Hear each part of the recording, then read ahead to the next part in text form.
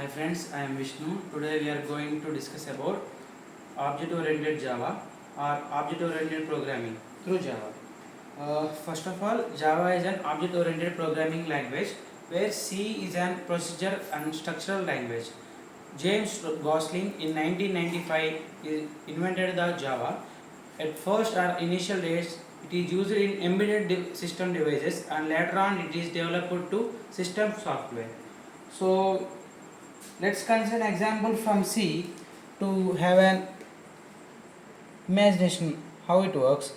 A structure from C is an user-defined data type that can be used to group items, possibly different types, into single type. This is an example of structure named after a student, and it has three members of three data types: integer, character, and float. And the names of the variables or members is id, name, and the age. Every structure closes with or ends with an semicolon. In Java, we have classes. A class named as a student and these members and methods. As we call functions in C language, we call them as methods in Java. Java is a platform independent language, whereas C is a non-independent language. What is platform independency? If we have a compiled file of a programming language, if it can run across various or different types of operating system, it is of platform independency. Or if it cannot be run across various types of operating systems, it is not of platform independency.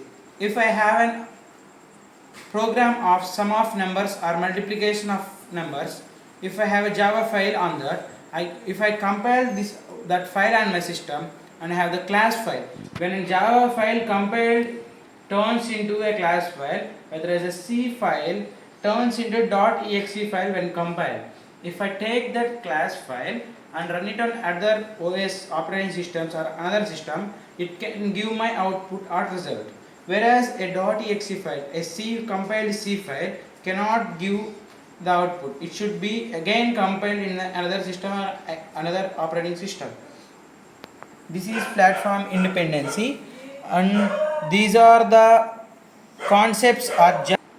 These are the concepts of Java or the principles of operating or object-oriented programming. The principles of object-oriented programming are 8 main types.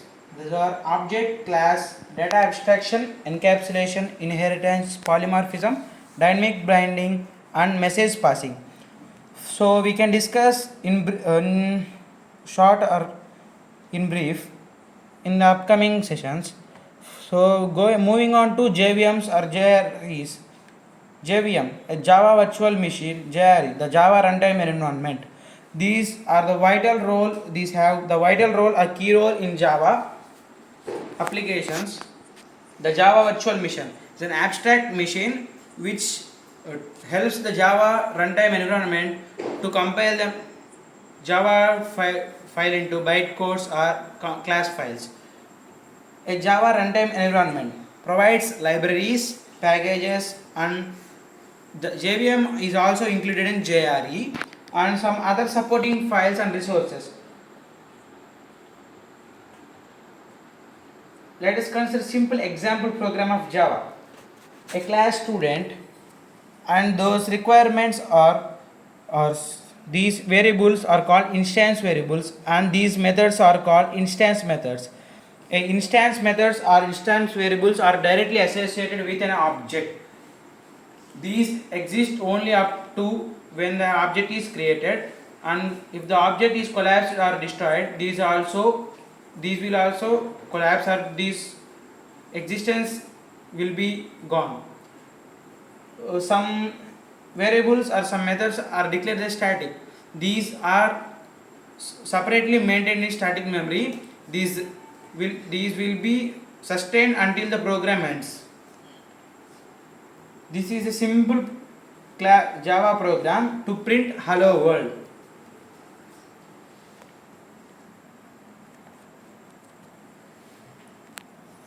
Now let us see some compilation.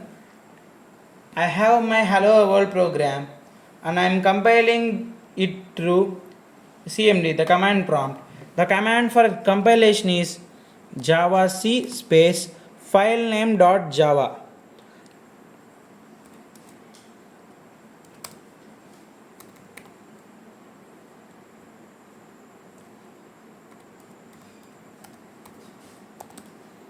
For compilation, I use javac, Java compiler, which is a part of JVM, and the file name hello world.java. My class name is hello world. I saved my file with the class name .java and used this command to compile the Java file. And next, for execution, I use the command is java space file name.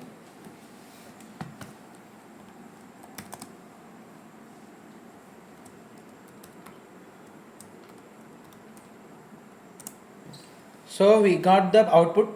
It printed a hello world statement. The command for compiling is this javac space filename.java. Here my file name is hello world. So I used those. And for executing java space file name, it gave the command, the statement written in the println statement. So if we see the system.out.println statement is used to print statements on the public static void main. This is the main method where JVM starts compiling from.